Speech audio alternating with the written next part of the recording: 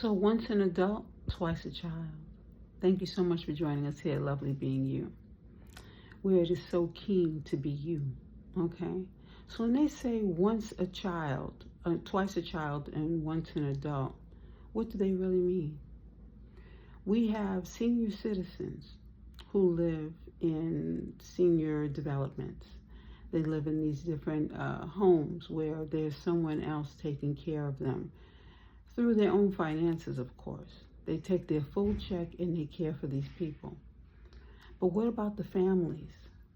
When the families do not come to visit these patients, these senior citizens, people don't really have to take care of them, or so they believe.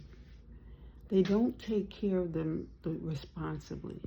They're not making sure that they're bathing. They're not making sure that they are going to their necessary appointments on time, because now they have someone else who comes in and just gives them medication. But what about the seriousness of this issue? When people feel like your family doesn't care about you, they don't feel they need to care about you either. And the system is then taken advantage of. But when we look at children from the very beginning, when their parents are taking them to school, what about Parents Teachers Night? What about those conferences? Those conferences give the parents or guardians insight on where these children are in their development. Some of the things that you don't know about your children, you get to find out at those meetings. That way, if there's a problem, you can get them the necessary help. It's important that we look at the development. So when you say twice a child, children, when they're small, growing up, they need that nurturance, that help, that assistance to make sure that they're making the right choices. But when they become senior citizens, they go through childlike symptoms where they might not know, they might not be able to stand on their feet. They might have to be in a wheelchair. They might need the nurturance of a person telling them that they need to go in and take a bath or what have you. But that middle ground, the middle ground is when the person is just having a wonderful life, where they are making their own decisions, their own choices, being able to have their own children, being able to go on vacations, being able to cook for themselves. We are all going through the life cycle. And when I say it is lovely to be you, it is lovely when you're able to make the choices that you want to make for yourself, that you're able to go on vacation when you choose to, being able to just explore life. But again, it starts in childhood. Some people are in their own environments and they think the rest of the world functions the same way they do. No, they don't. We all go through our own cycles in life. And if you look at the very beginnings, when a child is brought into this world, when they are being nurtured and cared for by their parents, when that's a healthy relationship, it extends itself to extended family members as well, because they're watching you, they're observing you. They get to learn from you just as you get to learn from them. Healthy families are not a common thing always. Some families, the dynamics are totally different from the ones that maybe you might have seen growing up.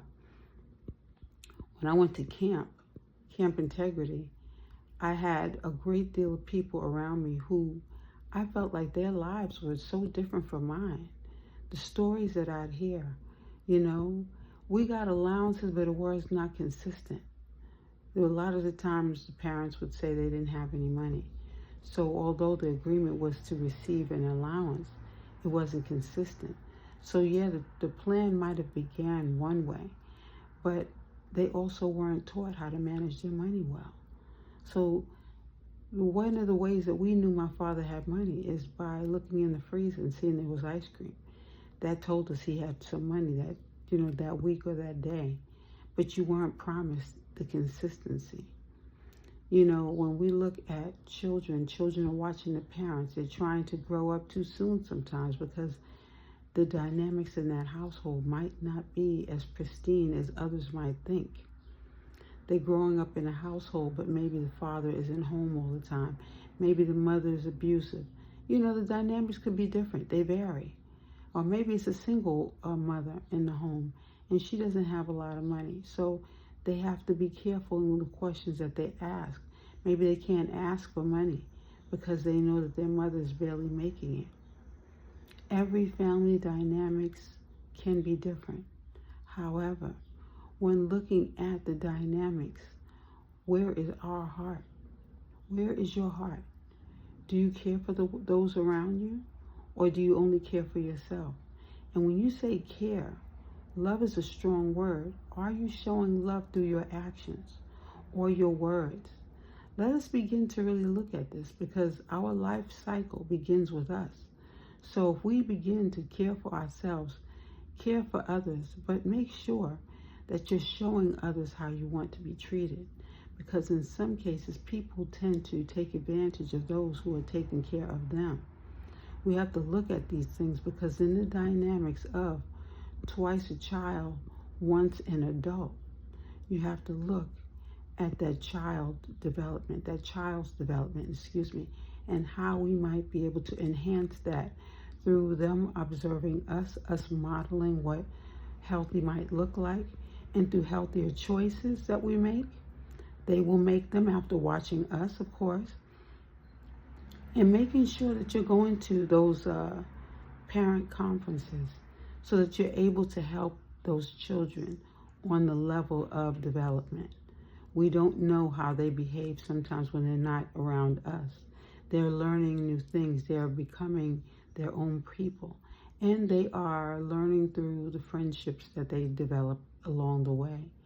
If we can give guidance to that, if we can go to the Parents and Teachers Conference to gain more insight and to see what their needs are, they might be able to be met even better.